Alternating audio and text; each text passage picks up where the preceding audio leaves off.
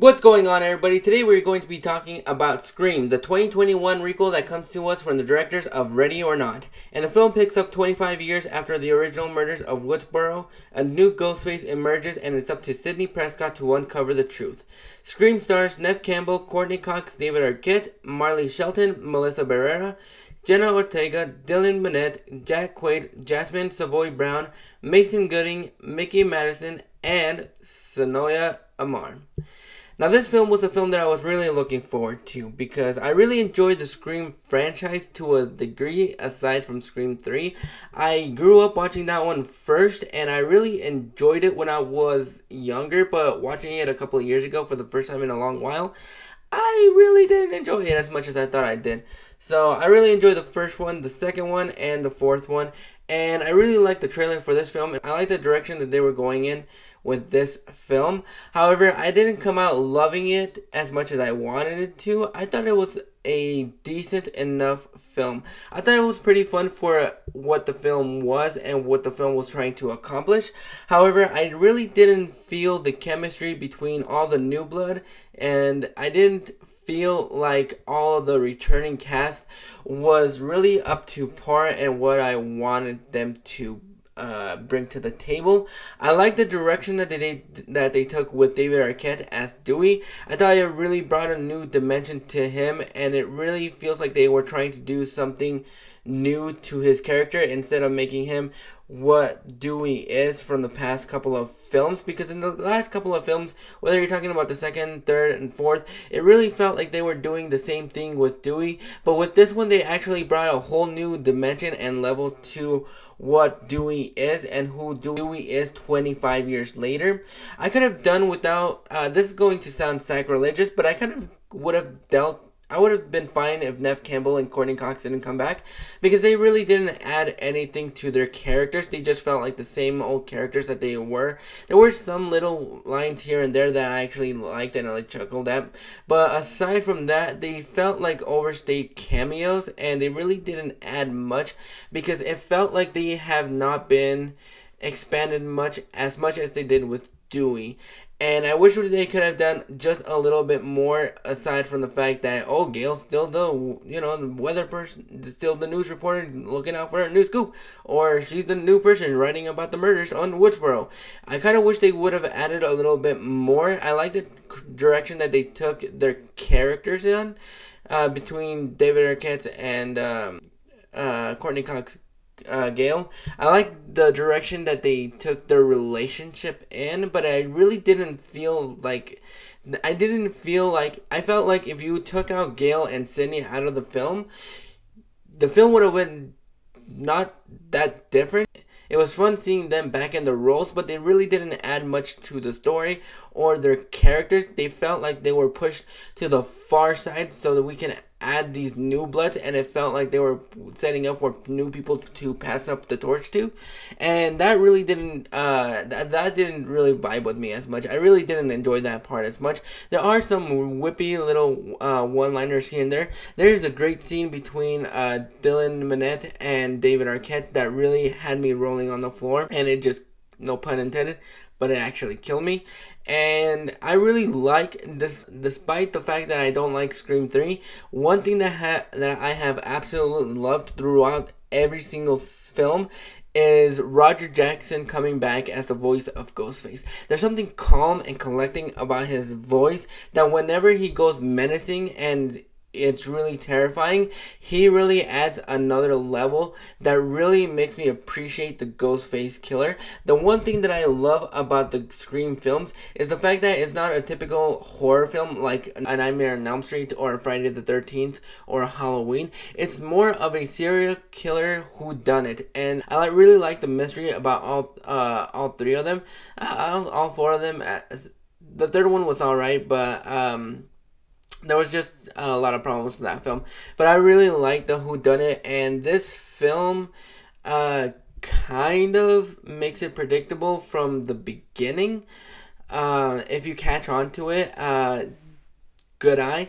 But I didn't catch on to it till like halfway through the film.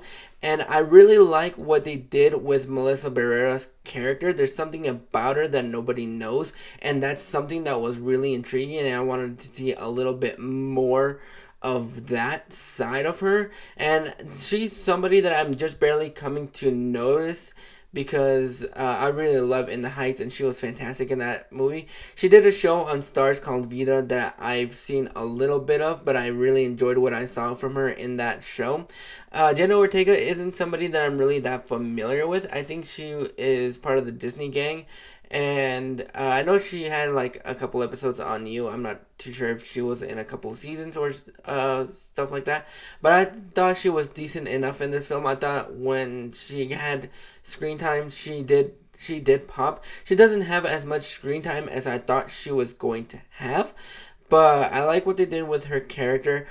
Some things that I wasn't a fan of, aside from like Courtney Cox and Neve Campbell, I really didn't like the new I didn't really like the new kids on the block. I thought they felt like they were more like linchpins to be killed off. I really didn't get invested in their characters, which is probably why when some of them are like picked off, then you really don't give a shit about them because you don't really get to know them for who they are. They're just a bunch of high school kids and or college kids, I think. And I really wish we could have had a little bit more chemistry between all of them.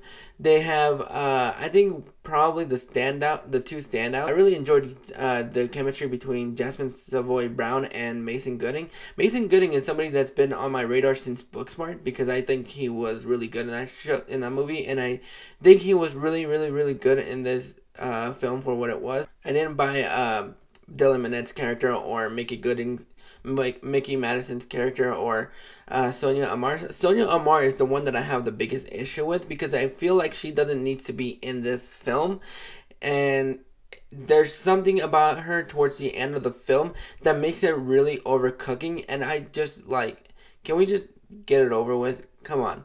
And I thought she was really overcooking it towards the end of the film.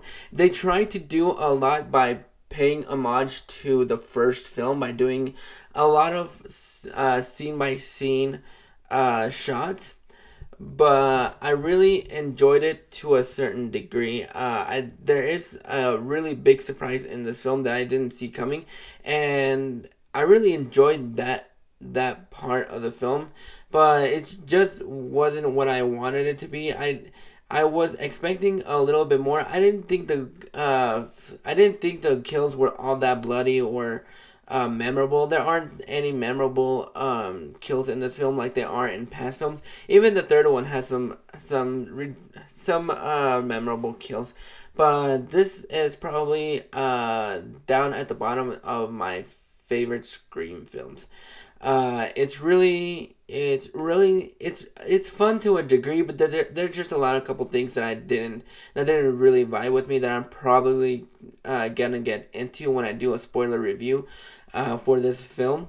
But overall, if you're a Scream fan, then you're going to have a lot of fun with this film, and you're gonna have a lot of fun with the kills and stuff like that. For me, it wasn't enough for me to love it, but I still liked it. I still give it a thumbs up.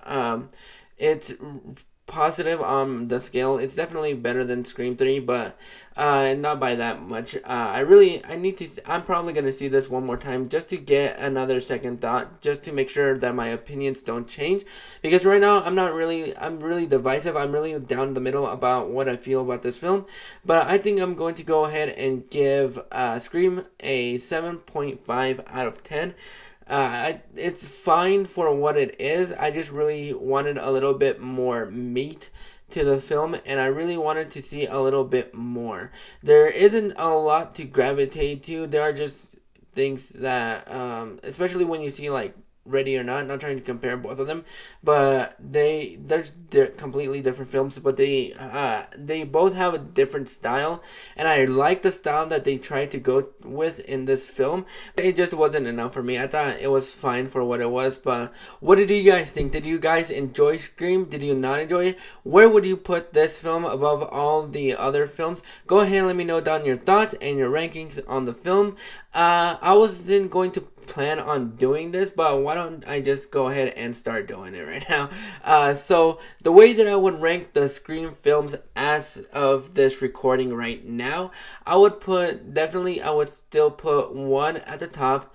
I would probably put 2 second, and then 4 in third place.